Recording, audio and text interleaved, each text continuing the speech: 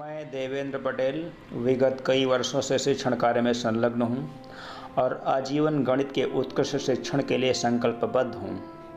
मेरे विवेक के अनुसार गणित की यह सेवा उन महान गणितज्ञों के प्रति सच्ची श्रद्धांजलि है जिन्होंने गणित की एक एक खोज के लिए अपना संपूर्ण जीवन समर्पित कर दिया। आज हम क्लास 11th का सेकंड चैप्टर जो है रिलेशंस एंड फंक्शंस, और इसमें दो पार्ट हैं रिलेशंस और फंक्शंस में। एक पार्ट है रिलेशन का और अगला पार्ट है फंक्शंस का। तो रिलेशंस का मैं आज पार्ट 4 लेके आया हूँ और पार्ट 4 में रिलेशंस से जुड़े हुए कई सारे एक्सरसाइज मैं सॉल्व कर रहा था। एक्सरसाइज 2B डॉक्टर हर्षरूप शर्मा की बुक का एक्सरसाइज 2B हम 1 बाय 1 सॉल्व कर रहे हैं। तो विद्यार्थियों को अभी तक जो पैटर्न पढ़ाया गया है इसमें से कोई समस्या नहीं होनी चाहिए। हाँ, रिलेशन का अगर आप ये वीडियो हमारा देखें, आज पहली बार अगर आप वीडियो देख रहे हैं तो ध्यान में रखना है आपको कि इसके पहले के जो 3 वीडियो हैं उनको भी आप पूर्ण रूप से देखना होगा, तभी आज का वीडियो आपको समझ में आने वाला है। अन्यथा मैथमेटिक्स में आप जानते हैं जब हम क्वेश्चन सॉल्व करा रहे हैं तो इसका मतलब यह है कि इसकी पूरी थ्योरी, पूरे बेसिक कॉन्सेप्ट्स आपको बिल्कुल अच्छी तरीके से मालूम होने चाहिए। आइए शुरुआत करता हूं, लेकिन शुरुआत से पहले एक काम और करना चाहता हूं कि आपको यहाँ पर रिलेशन की एक बार फिर से डिफाइन करना चाहता हूं। तो रिलेशंस जैसे ए से बी में संबंध हो सकता है, समुच्चय ए से समुच्चय बी में संबंध हो सकता है, या समुच्चय ए से स्वयं ए में भी एक संबंध बन सकता है। तो मैंने फ़िलहाल कल इसको डिफाइन किया था, लेकिन एक बार फिर से आपको याद रखना है हमेशा के लिए। मैंने आपको इसका इम्पोर्टेंस यानी कि इसके महत्व के बारे में भी बताया था कि अक्सर बड़े बड़े इंटरव्यू में रिलेशन की डिफिनीशन पूछ दी जाती है, रिलेशन का डोमेन, इसका रेंज, इसके बारे में बहुत सारे क्वेश्चंस पूछे जाते हैं। कभी जब आप कोई बड़ा इंटरव्यू देने जाते हैं तो कभी वहाँ पर आपको कोई इंटीग्रेशन, डिफरेंशिएशन ये क्वेश्चन थोड़ी पूछने लगता है सीधे सीधे। आपसे इसी प्रकार के बेसिक चीज़ें पूछी जाती हैं जिस पर कि पूरा मैथमेटिक्स डिपेंड्स होता है। तो आपको मैंने बताया था फिलहाल कि रिलेशन की डिफिनीशन और रिलेशन का बेसिक कॉन्सेप्ट। तो रिलेशन को डिफाइन करता हूँ फिर से एक बार से कि यदि दो दिए गए समुच्चय ए और बी हैं, कैपिटल ए और कैपिटल बी, तो ए से बी में संबंध आर ए क्रॉस बी का उप समुच्चय होता है। इंग्लिश में शायद मैंने कल डिफिनीशन आपको नहीं बताई थी, तो इंग्लिश में भी आप नोट करना चाहें तो नोट कर सकते हैं। Any relation R from set A to B is the subset of A cross B. इसी प्रकार से अगर ए से ए में एक संबंध हमको डिफाइन करना है तो मैं कहता हूँ ए से ए में संबंध आर ए क्रॉस ए का उप समुच्चय होता है। मैं ऐसे लिखता हूँ R is subset of A cross A। और ये तो डिफिनीशन हो गई, और इस डिफिनीशन को मैंने समझाने के लिए कल 4-5 एग्जाम्पल्स आपको दिए थे और आपको पूर्ण रूप से समझ में आनी चाहिए ये सारी बातें। इनमें से ज़रा सा भी आपको डाउट नहीं होना चाहिए कि इस डिफिनीशन में कोई डाउट हो सकता है, आपको ऐसा संभव नहीं है। आइए शुरुआत करता हूँ फिलहाल क्वेश्चंस पे आगे। जैसे हमारे पास बुक है एक्सरसाइज 2B पे मैं डिस्कशन कर रहा था और शायद 3 क्वेश्चंस मैं कल आपको बता चुका था। चौथा क्वेश्चन इसमें है x बिलोंग्स 2 4 6 8 और y बिलोंग्स 1 2 3 4। तब x y के ऐसे क्रमित युग्मों को ज्ञात करो कि x y का गुणनखंड हो और x ग्रेटर देन y। आइए लिखना चाहता हूँ यहाँ पर 2 4 6 8 क्वेश्चन नंबर 4 है ये हमारे पास।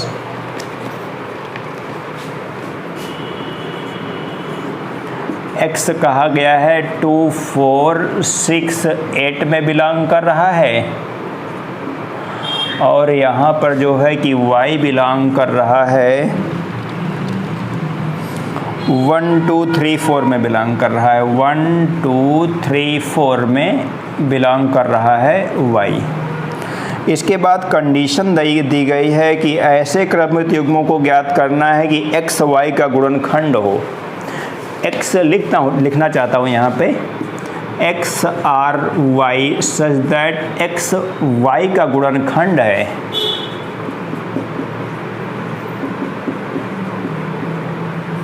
एक्स वाई का गुणनखंड है और x ग्रेटर देन y।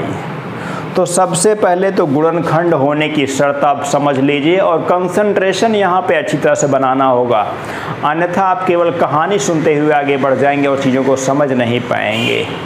तो यहाँ पे होता गुणनखंड, जैसे मैं अगर कहूँ कि 10 का गुणनखंड बताइए तो 10 का गुणनखंड 1 2 उसके बाद हो जाएगा 5 और उसके बाद हो जाएगा 10। जैसे 10 के गुणनखंड आप इस प्रकार से फैक्टर्स बोलते हैं, 10 या फिर 5 या फिर 2 या फिर 1, ये सब के सब जो हैं कि 10 के गुणनखंड हैं।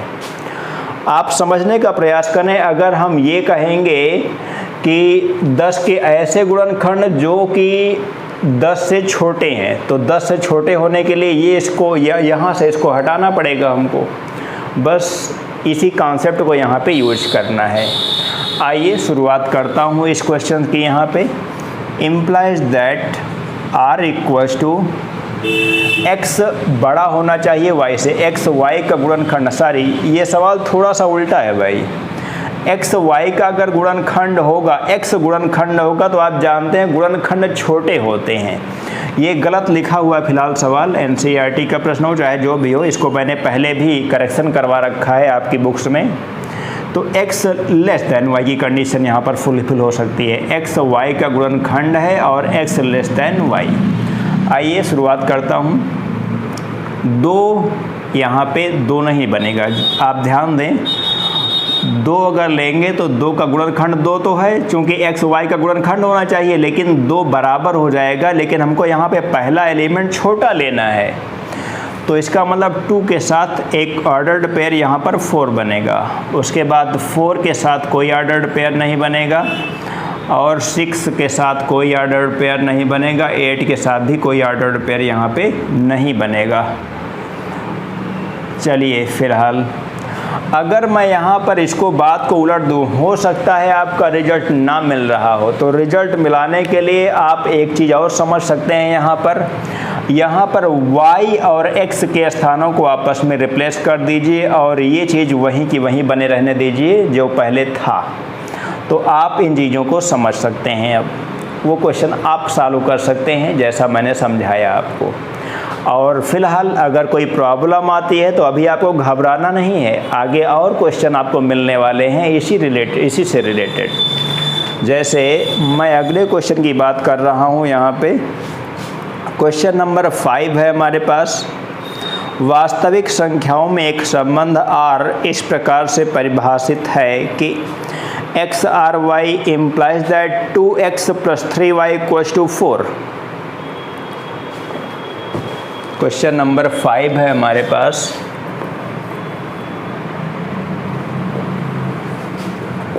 To x plus 3y equals to 4। अब इसमें पहला पार्ट कहा गया है कि 0r1, यानी कि x की जगह पे 0 रखना है और y की जगह पे 1 रखना है, तो क्या ये 4 हो जाएगा? तो यहाँ पे 4 नहीं हो रहा है, तो इसका मतलब ये जो रियल दिया गया रिलेशन है ये फॉल्स है। अगला एक रिलेशन मैं अपनी ओर से ले रहा हूँ, कोई विद्यार्थी अपने क्वेश्चंस अपने आप हल करेंगे तो ज़्यादा अच्छा होगा। मैं यहाँ पे फ़िलहाल ले रहा हूँ, अगर मैं कह दूँ कि 2r और ये हो जाएगा 2/3, 2r 2/3, कहने का मतलब x को रिप्लेस करना है 2 से और यहाँ पर y को रिप्लेस, सॉरी यहाँ पे ऐसे नहीं बनेगा, मैं ऐसे बना रहा हूँ यहाँ पे इस प्रकार से। हाँ, x को रिप्लेस करेंगे 1 से और y को रिप्लेस करेंगे 2/3 से। ज़रा सब्स्टिट्यूट करके देखें तो 2 × 1 प्लस 3 × 2/3, इसका रिज़ल्ट फाइनल हो जाएगा 4 और यहाँ पे राइट हैंड साइड में 4 लाना भी था, तो इसका मतलब अगर ये है इस प्रकार से दिया गया है तो ये क्या हो जाएगा? ट्रू हो जाएगा। इस प्रकार के 3-4 पार्ट और दिए गए हैं, तो विद्यार्थी इसको सॉल्व करेंगे और मैं आगे बात करने वाला हूँ यहाँ पे क्वेश्चन नंबर 6 में कहा गया है प्राकृत संख्याओं के समुच्चय पर r equals to x y such that y equals to x plus 5। x संख्या 4 से कम प्राकृत संख्या है, x y belongs natural number द्वारा एक संबंध r परिभाषित कीजिए। इस संबंध को रोस्टर रूप में और इसके प्रांत तथा परिसर भी लिखिए। बहुत आसान है, कोई ऐसी समस्या नहीं है। क्वेश्चन नंबर 6 है हमारे पास, संख्या 4 से कम है, y equals to x plus 5। Question number है हमारे पास 6। y equals to x plus 5 और यहाँ पर क्या है कि x 4 से कम है। x जो है वो यहाँ x 4 से कम एक प्राकृतिक संख्या है। प्राकृतिक संख्या आप जानते हैं नेचुरल नंबर्स 1 से शुरू होते हैं, 1 2 3 4। उसके बाद इसका डोमेन और रेंज हमको बताना है। तो 4 से कम x के मान हमेशा 4 से कम लेने हैं, तो इसका मतलब x कहाँ पे बिलोंग कर सकता है 1 2 3 में, केवल 4 से कम लेना है तो x इस प्रकार से बिलोंग कर सकता है।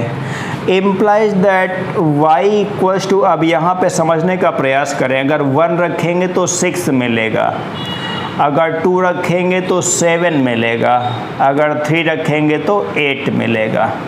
इसका मतलब अतः डोमेन, इसका लिखने का तरीका डोमेन ऑफ r यानी कि जो x और y में जो संबंध दिया गया है उसका डोमेन क्या हो जाएगा, यहाँ पर 1 2 3 हो जाएगा। और इसका रेंज क्या हो जाएगा, ज़रा समझने का प्रयास करें। रेंज ऑफ r, ये रेंज आपने देखा ये करस्पॉन्डिंग एलिमेंट्स का कैलकुलेशन ही तो ये निकल के आया है 6 7 8, तो यहाँ पर हो जाएगा 6 7 और 8, यही इसके रिजल्ट्स हो जाएंगे। विद्यार्थी इनको नोट करें तो आगे बढ़ता हूँ। यहाँ पे क्वेश्चन नंबर 7 की बात कर रहा हूँ और क्वेश्चन नंबर 7 में 2 सेट दिए गए हैं, सेट ए और सेट बी दिया गया है। उसके बाद इसका रिलेशन क्या है आपको बताता हूँ। सेट ए है 1 2 3 5, क्वेश्चन नंबर 7 है ये। ए इक्वल्स टू है 1 2 3 और ये 5। और सेट बी यहाँ पे दिया गया है हमारे पास 4 6 9, 4 6 और ये 9। ए से बी में एक संबंध r equals to x y such that x और y का अंतर विषम है। x और y का अंतर विषम है, तो उसके बाद कहा गया है r को रोस्टर रूप में लिखिए। x r y such that x और y का अंतर विषम है, तो r को रोस्टर फॉर्म में लिखना है। चलिए समझने का प्रयास करता हूँ कि इसमें x एलिमेंट सेट ए से लिया गया है और y एलिमेंट जो है वो सेट बी से लिया गया है। ज़रा समझने का प्रयास करें। अगर मैं आपसे कहूँ 1 3 यानी कि 1 से 3 को अगर सब्ट्रैक्ट करेंगे, घटाएंगे तो कितना मिलेगा, माइनस का 2 मिलेगा या प्लस का 2 मिलेगा। और ये दोनों क्या हैं, दोनों सम संख्याएं हैं। अगर हम एक बात करें आपसे 2 और 6 यानी कि 2 - 6 करेंगे तब भी सम मिलेगा, और 6 - 2 करेंगे तब भी 6 मिलेगा। तो इसका मतलब सम संख्या निगेटिव पॉजिटिव दोनों हो सकती हैं। आइए इस सवाल के अकॉर्डिंग बात करता हूँ। कहा गया है x और y का अंतर विषम है, यहाँ पर विषम की बात कही जा रही है। Implies that r equals to, और रोस्टर फॉर्म में लिखने का मतलब होता है कि इनके ऑर्डर्ड पेयर्स यानी कि क्रमित युग्मों के रूप में लिखिए। 1 4 बिल्कुल सही है, 1 4। अगर आप a और b का कार्टेशियन प्रोडक्ट करेंगे, यहाँ पर समुच्चयों का कार्तीय गुणन करेंगे, तो आप देखेंगे कि 4 तियाँ 12, ये 12 एलिमेंट मिलेंगे। लेकिन ये 12 एलिमेंट जो मिल रहे हैं इनमें से सभी आपको नहीं लिखने हैं, 12 एलिमेंट्स यहाँ पर हमको नहीं भर देने हैं लिख लिख के। हमको सीधे सीधे रिलेशन की बात करनी है कि जो रिलेशन हमसे पूछा गया केवल वो रिलेशन लिख लिया जाए, और वो रिलेशन हम बिना कार्टेशियन प्रोडक्ट के भी लिख सकते हैं, कोई प्रॉब्लम नहीं होती है। 1 4 हो गया, 1 6 भी हो जाएगा, मैं देख रहा हूँ 1 6। आगे 1 9 तो नहीं होगा, क्योंकि 1 से 9 को अगर सब्ट्रैक्ट करेंगे तो 8 या फिर -8 बनेगा। 9 - 1 8 बनता है, 1 - 9 -8 बनता है। तो ये एक इवन यानी कि ये एक ऑड नंबर नहीं है, जबकि हमको ऑड नंबर चाहिए यानी कि विषम संख्या चाहिए हमको। उसके बाद 2 से 4 का नहीं होगा, 2 से 6 का नहीं होगा, 2 9 हो जाएगा। तो यहाँ पे 2 9 एक ऑर्डर्ड पेयर हो जाएगा। अगला ऑर्डर्ड पेयर 3 4 हो जाएगा। आप जानते हैं कि 3 और 4 का जो सब्ट्रैक्शन होगा, अंतर होगा, वो 1 के बराबर होगा। 3 4 हो गया, 3 6 हो जाएगा, बिल्कुल हो जाएगा। 3 6 भी यहाँ पे लिख दिया मैंने। 3 6 के बाद 3 9 3 9 नहीं होगा। आप जानते हैं 9 - 3 = 6 हो जाएगा, तो 3 9 यहाँ पे नहीं आ सकता। 5 4 आ सकता है यहाँ पे, 5 4। 5 6 आ सकता है, बिल्कुल सही है ये भी, 5 6 आ जाएगा। और 5 9 यहाँ पे नहीं आएगा। आप जानते हैं 9 - 5 4 हो जाता है, तो ये इसमें नहीं लिया जा सकता है, क्योंकि यहाँ पर जो सब्ट्रैक्शन होना चाहिए ऑर्डर्ड पेयर्स में रिलेशन का, वो विषम संख्या दिखानी है। तो इस प्रकार से आपने बड़ा आसान क्वेश्चन देखा, यही इसका रिजल्ट हो जाएगा। अगले क्वेश्चन की बात करूंगा, क्वेश्चन नंबर 8 आपकी बुक में है। चूँकि विद्यार्थियों ने विशेष आग्रह किया है कि सर सारे क्वेश्चंस आप डिस्कशन कर लिया करें, हमने कहा कि चलिए प्रयास करता हूं। जहां पर भी थोड़ा सा डिफरेंट क्वेश्चन मिलेगा आपको सभी क्वेश्चन बताता चल रहा हूं। यहाँ पे क्वेश्चन नंबर 8 है हमारे पास, x belongs to 4 6 9, y belongs 4 6 18 27 54। तो x y के ऐसे क्रमित युग्मों को ज्ञात करो कि x y का गुणनखंड हो और x लेस देन y।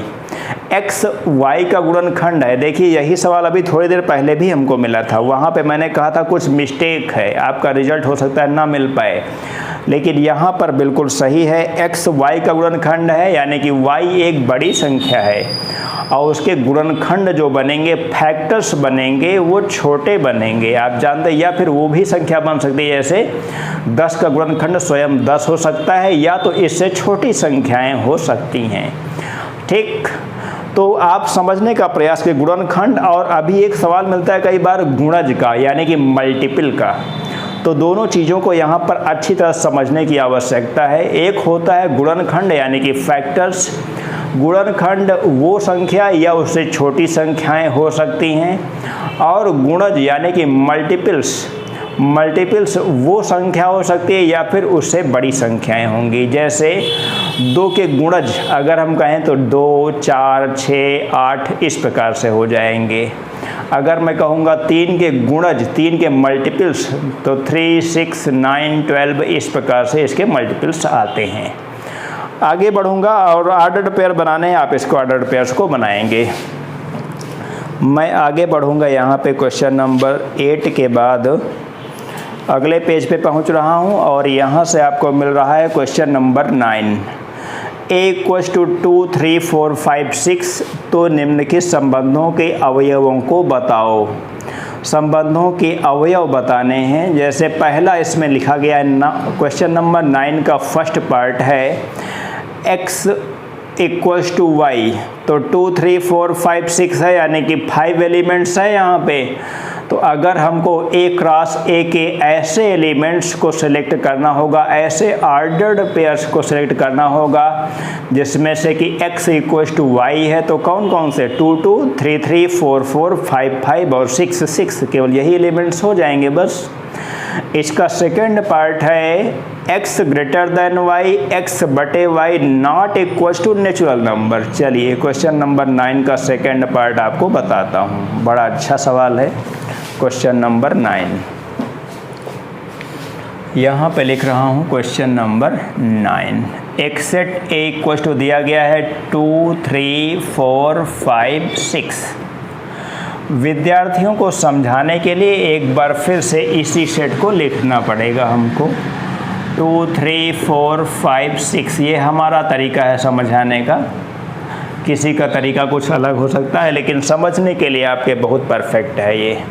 हमसे कहा गया इसका second part, x R y such that x greater than y and x बटे y बिलोंग्स नेचुरल नंबर। शायद यही कहा गया है, एक बार चेक कर लेता हूँ। x greater than y, x बटे y not equal to natural number. ये नेचुरल नंबर के बराबर नहीं होना चाहिए। आइए शुरुआत करता हूँ। Implies that r equals to, यहाँ पे भी अगर आप a क्रॉस a करेंगे तो 5 5 जा होता है 25। तो 25 एलिमेंट लिखते लिखते यहाँ पे बड़ी गड़बड़ी हो सकती है। अगर 25 एलिमेंट्स आप लिख लिया मान लीजिए, उसके बाद आपको 25 एलिमेंट्स से इस रिलेशन को सेलेक्ट करने में गलती हो सकती है। गलती हर स्तर पे हो सकती है आपसे। तो इस गलती को ख़त्म करने का तरीका यहाँ पे क्या है, इसको समझने का प्रयास करें आप। x बड़ा होना चाहिए y से, सबसे पहली बात। इसका मतलब ये है कि 2 के साथ यहाँ पे कोई ऑर्डर्ड पेयर नहीं बनने वाला है, 3 के साथ बन जाएगा 3, 2। और यहाँ पे x बड़ा है y छोटा है, x बटे y करेंगे तो 3/2 आएगा। 3/2 का रिजल्ट नेचुरल नंबर नहीं है। नेचुरल नंबर का मतलब इसका जो भाग होना चाहिए, जो इसका रिजल्ट आना चाहिए, वो रिजल्ट 1, 2, 3, 4, 5 इस प्रकार से कोई इसका रिजल्ट कोई नेचुरल नंबर मिलना चाहिए। आगे बढ़ता हूँ यहाँ पे 3 के साथ, तो 3, 2 तो मैंने बना लिया है। 3 के साथ बाकी कुछ नहीं होगा। 4, 2 आप देख रहे हैं कि एक कंडीशन को फुलफिल कर रहा है। मैं यहाँ पे लिख लेता हूँ एक बार। 4, 2 इस कंडीशन को तो फुलफिल कर रहा है, लेकिन x बटे y 4/2 नेचुरल नंबर बन जाएगा। तो इसका मतलब 4, 2 यहाँ पे नहीं हो सकता। 4, 2 हमने हटा दिया है। अब उसके बाद 4, 3 हो जाएगा, यहाँ पे ज़रूर हो जाएगा। ये दोनों शर्तों को पूरा करता है, तो 4, 3 यहाँ पे हो जाएगा। उसके बाद 4 से आगे 4, 5, 4, 6 वहाँ पे आपको जाना नहीं है।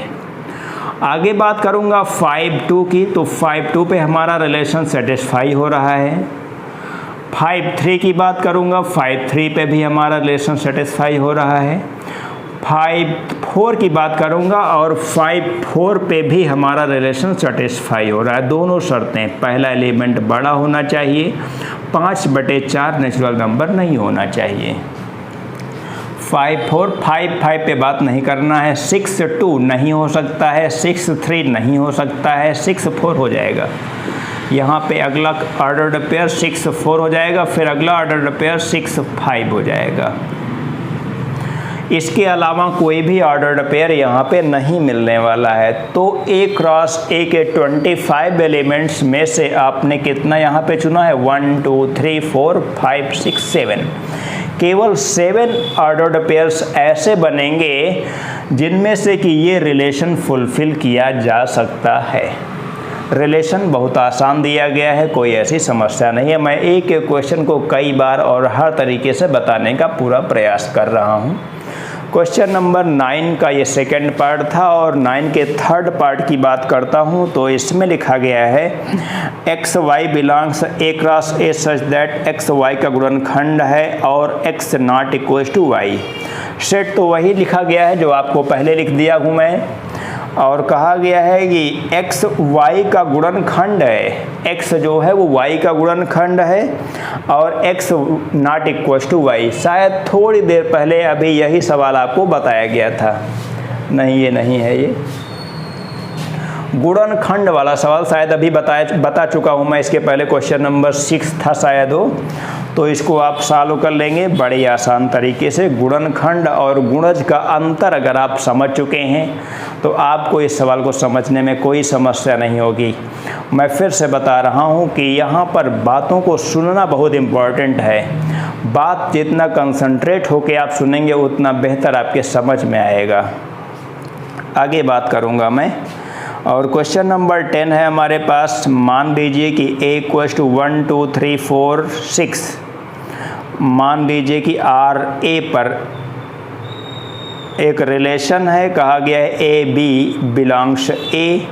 संख्या ए संख्या बी को यथावत विभाजित करती है द्वारा परिभाषित एक संबंध है। आर को रोस्टर रूप में लिखिए, आर का प्रांत ज्ञात कीजिए, आर का परिसर ज्ञात कीजिए। आप समझने का प्रयास करें। अगर मैं इस रिलेशन का डोमेन आपसे पूछूंगा तो आप क्या बताएंगे? डोमेन 3 4 5 5 5 6 6, यानी कि ये 5 तो यहाँ पे 3 बार है वास्तव में, लेकिन सेट के फॉर्म में लिखा जाएगा तो एक ही बार लिखा जाएगा, तो ये इसका डोमेन 3 4 5 6 हो जाएगा। और इसका रेंज जो हो जाएगा वो 2 3 4 5 इसका रेंज हो जाएगा। तो डोमेन और रेंज इसके अकॉर्डिंग आप अगले क्वेश्चन पे समझ सकते हैं।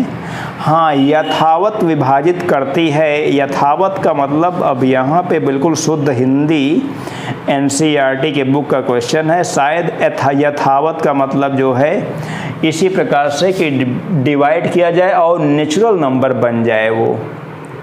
जैसे यहाँ पर x/y किया गया था तो नेचुरल नंबर नहीं बना था, यहाँ पे नेचुरल नंबर बनना चाहिए। तो आप इसको सॉल्व करेंगे पूर्ण रूप से। कोई प्रॉब्लम आती है तो हमसे बताएंगे। क्वेश्चन नंबर 11 है। संबंध r = x such that x, x³ x संख्या 10 से कम एक अभाज्य संख्या है को रोस्टर रूप में लिखना है। x जो है वो 10 से कम अभाज्य संख्या है। तो ये तो बहुत आसान है, कोई ऐसी समस्या नहीं होगी आपको। क्वेश्चन नंबर 11 के ऑर्डर्ड पेयर्स कैसे बनने वाले हैं जरा समझने का प्रयास करें। x, x³ such that x संख्या 10 से कम है। x जो है वो 10 से कम है, यानी कि यहाँ पर जो r बनेगा वो 1 1 बनेगा। फिर उसके बाद 2 और 2 की पावर 3 ये हो जाएगा 8। उसके बाद बनेगा ये 3 और 3 की पावर 3 का मतलब हो जाएगा 27। 4 और 4 की पावर 3 का मतलब यहाँ पे हो जाएगा 64 अप टू 1। इसी प्रकार से आपको कहा गया रोस्टर रूप में लिखना है। तो रोस्टर रूप का मतलब इस प्रकार से, यानी कि सभी ऑर्डर्ड पेयर्स को यहाँ पे लिखने वाला तरीका जो होता है वो इसका रोस्टर फॉर्म कहा जाता है। या फिर आप चाहें तो लास्ट तक 9 तक लिख सकते हैं, या फिर 1 2 3 4 एलिमेंट्स लिख के आप डॉट डॉट कर दीजिए। सारे तरीके सही हैं आपके। हम आगे बात करेंगे क्वेश्चन नंबर 12 की। क्वेश्चन नंबर 12 में कहा गया है कि A बराबर लिखा गया है XYZ, यानी कि सेट A में 3 एलिमेंट्स हैं और सेट B में 1 2 यानी कि 2 एलिमेंट्स हैं। तो A से B में संबंधों की संख्या ज्ञात कीजिए। कल मैंने संबंधों की संख्या के बारे में आपको सारी बातें बता रखी थी कि 2 टू पावर 3 × 2 यानी कि 2 टू पावर 6 है। यहाँ पे जो संबंधों की संख्या होगी वो 2 टू पावर 6 का मतलब 64 टाइप्स के यहाँ पे रिलेशंस आप बनने वाले हैं। आगे बढ़ेंगे हम लोग क्वेश्चन नंबर 13 पे। निम्नलिखित संबंधों के प्रांत एवं परिसर लिखना है। तो प्रांत और परिसर लिखने का तरीका आपको अभी बता चुका हूँ मैं। कहीं कहीं पे थोड़ी बहुत समस्याएं हैं, बुक में मिस प्रिंटिंग है, तो उसको आप लोग समझने का प्रयास करें। प्रॉब्लम आती है तो हमसे बात करें। क्वेश्चन नंबर 14, नीचे दिए संबंधों के प्रांत एवं परिसर लिखो। डोमेन और रेंज आपको बताना है। एक्स वाई यानी कि ऐसा ऑर्डर्ड पेयर हमको बनाना है जहाँ पर x 5 का गुणक है और y 7 का गुणक। वही बात आ गई ना। अभी थोड़ी देर पहले मैंने गुणक या गुणांक दोनों एक ही चीज़ें हैं। तो गुणक का मतलब होता है जैसे 5 का गुणक 5, 10, 15, 20 अप टू 1 इस प्रकार से, और 7 के गुणक 7, 14, 21 अप टू 1 इस प्रकार से ये बनते जाते हैं। तो उसके बाद डोमेन और रेंज बताना है, तो सब फटाफट आप लोग सॉल्व करेंगे। x = 3y, x y 7 से कम धन पूर्ण संख्याएं हैं। ऐसे ऑर्डर्ड पेयर्स बनाने हैं जहां पर कि x = 3y हो। आप ज़रा समझने का प्रयास करें, ये क्वेश्चन हमारे पास है, क्वेश्चन नंबर 14।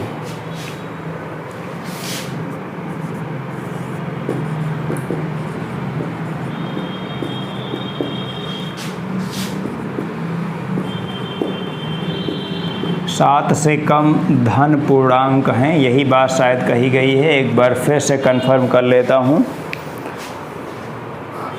x y 7 से कम धन पूर्ण संख्याएं हैं, बिल्कुल सही है, धन पूर्णांक या धन पूर्ण संख्याएं। तो ऐसे ऑर्डर्ड पेयर्स हमको बनाने हैं। इम्प्लाइज दैट r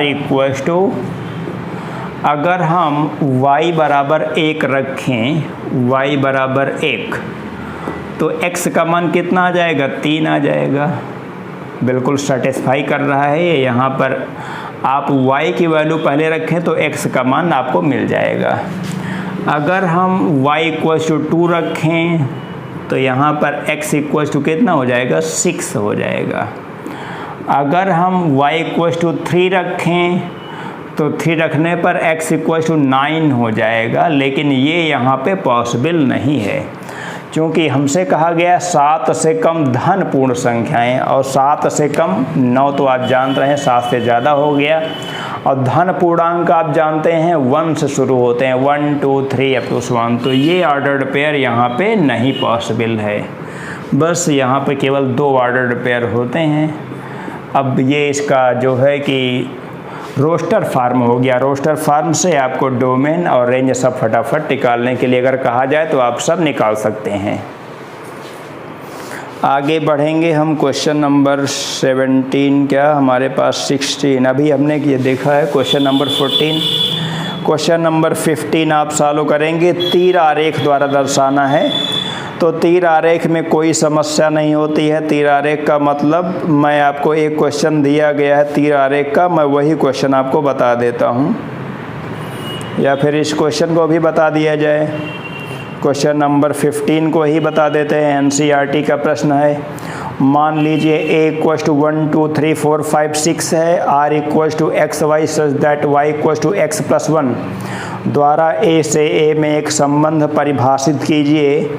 संबंध को तीर आरेख द्वारा दर्शाइए। संबंध परिभाषित करना है a से a में, बहुत आसान है। आइए दिखा देता हूँ क्वेश्चन नंबर 15 आपको। सेट हमारे पास है 1 to 6।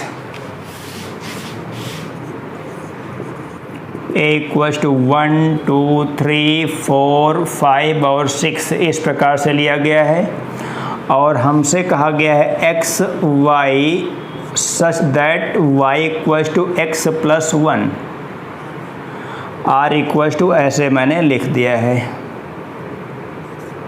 यहाँ पर ये शर्तें तो ऑलरेडी अंडरस्टूड होती ही हैं कि x, y दोनों कहाँ पे बिलोंग कर रहे हैं? दोनों a में बिलोंग कर रहे हैं। आइए बढ़ता हूँ यहाँ पे कि या फिर यहाँ पे सवाल 2 तरीक़ों से बन सकता है। या हो सकता है केवल x ही सेट A का एलिमेंट हो, या फिर x और y दोनों सेट A के एलिमेंट हो सकते हैं। दोनों को सॉल्व करने में यहाँ पर अंतर हो सकता है। मैं एक बार क्वेश्चन को फिर से चेक करता हूँ, क्योंकि ये सारे क्वेश्चन टेक्निकल क्वेश्चंस हैं। छोटी सी बात आपको परेशान कर सकती है। तो यहाँ पे जो है कि x, y दोनों एलिमेंट्स जो होने चाहिए, ऐसा कुछ क्लियर कहा गया है। ये आपकी किताब की समस्या है, थोड़ी सी समस्या है। यहाँ पे इनको लिखना चाहिए कि x, y दोनों सेट A में हैं कि केवल x सेट A में है। आप जानते हैं कि अगर हम x = यहाँ पर 6 रखेंगे तो y की वैल्यू 7 हो जाएगी, जो कि सेट A में नहीं है। फिलहाल मैं आपको तीर आरेख यानी कि एरो डायग्राम आपके समक्ष इस प्रकार से प्रस्तुत करता हूँ, आप ध्यान दें। ये सेट ए है, ये भी सेट ए है। और रोस्टर फॉर्म और एरो डायग्राम दोनों अगर आपको बनाना हो तो आप सब कुछ यहाँ पे बना सकते हैं। बार बार किताब देखने की मुझे कोई आवश्यकता नहीं है, मैं सब कुछ आपको बता देता हूँ। उसके बाद जो आपके काम की चीज़ें हों, काम की क्या, सब कुछ आप भी लिख डालिए, उसमें क्या प्रॉब्लम है। क्वेश्चन तो सलूशन है वो। अब आपका ऐसा कोई एग्ज़ाम तो चल नहीं रहा है कि एग्ज़ाम में जो चीज़ें पूछी जाएंगी केवल वही चीज़ें बताई जाएँ, ऐसा तो कुछ है नहीं। यहाँ तो आपको सीखने के लिए सारा काम किया जा रहा है। तो एक एलिमेंट्स यहाँ पे 1 2 3 4 5 और 6 इस प्रकार से मैंने बना दिया है। यहाँ पे भी 1 2 3 4 और इसके बाद 5 6, ये इतने एलिमेंट्स। हाँ, कोई ये ना समझेगा गुरुजी ये तो आम की तरह से आपने बना दिया है। तो आम बने चाहे इमली बने, उससे कोई फ़र्क नहीं पड़ता है। समझने का प्रयास करें। मैंने पहले भी आपको बता रखा है कि सेट को किन्हीं भी बंद आकृतियों के जरिए यहाँ पर रिप्रेजेंट किया जा सकता है। ऐसा नहीं है कि हम केवल वृत्ताकार शेप में ही दिखा सकते हैं, ऐसा बिल्कुल नहीं है। ये सेट ए को इस प्रकार से रिप्रेजेंट किया, सेट ए को यहाँ पे इस प्रकार से रिप्रेजेंट कर लिया है। उसके बाद अगर मैं x = 1 रखूँगा तो यहाँ पर y की वैल्यू 2 आएगी, 1 का इमेज 2 पे बनेगा। अगर मैं 2 रखूँगा तो y की वैल्यू 3 आएगी इस प्रकार से। अगर मैं 3 रखूँगा तो 4 आएगा। अगर मैं 4 रखूँगा तो 5 आएगा। अगर मैं 5 रखूँगा तो 6 आएगा। ये इसका एरो डायग्राम कहा जाता है। अगर आपको इसका रोस्टर फॉर्म में लिखना है तो रोस्टर फॉर्म ऐसे लिखेंगे हम लोग, R = लिख देंगे 1 2 1 2 के बाद 2 3 अप टू 1। आप खुद ही समझदार हैं, सब कुछ समझ चुके हैं। तो ये एरो डायग्राम भी मैंने आपको दिखा दिया है क्वेश्चन नंबर 15 में। अब क्वेश्चन नंबर 15 के आगे बढ़ता हूँ। ये 16 नंबर क्वेश्चन हमारे पास है। मान लीजिए कि a बराबर 1 2 3 14 तक है, 3x - y = 0, यानी कि यहाँ पर y = 3x आप कह देंगे और x की वैल्यू रखते जाएंगे और y की वैल्यू यहाँ पर प्राप्त करते जाएंगे। तो सब फटाफट इसका डोमेन, रेंज और कोडोमेन आपको सब निकालना है। तो अगर a से a में एक संबंध r है या फिर a से b में एक संबंध r है तो इसका कोडोमेन तो हमेशा फिक्स होता है कि सेट b इसका कोडोमेन कहा जाएगा। ये बात मैंने कल भी आपको बता रखी है। और R इनवर्स क्वेश्चन नंबर 19 में R इनवर्स है, मैंने कल R इनवर्स आपको बता रखा है। क्वेश्चन नंबर 20 है हमारे पास A B belongs Z, a - b एक पूर्णांक है। R का प्रांत और परिसर निकालना है। यहाँ पे कहा गया है जेड यानी कि पूर्णांकों के समुच्चय पर एक रिलेशन यहाँ पे डिफाइन करना है और इस क्वेश्चन को आप सॉल्व करेंगे। मैं इस वीडियो को यहीं पे समाप्त करूँगा और ये रिलेशन का पार्ट आपका समाप्त होता है। इस चैप्टर नंबर 2 से रिलेशन समाप्त होता है। अब उसके बाद फंक्शन की बात की जाएगी। तो फंक्शन की बात जब करूँगा तो आपको और ज़्यादा थोड़ा सा सीखने की बातें मिलेंगी, कुछ नई बातें मिलने वाली हैं फंक्शन पे। तो मैं इस वीडियो को फ़िलहाल यहीं पे पूरा करता हूँ। Thank you.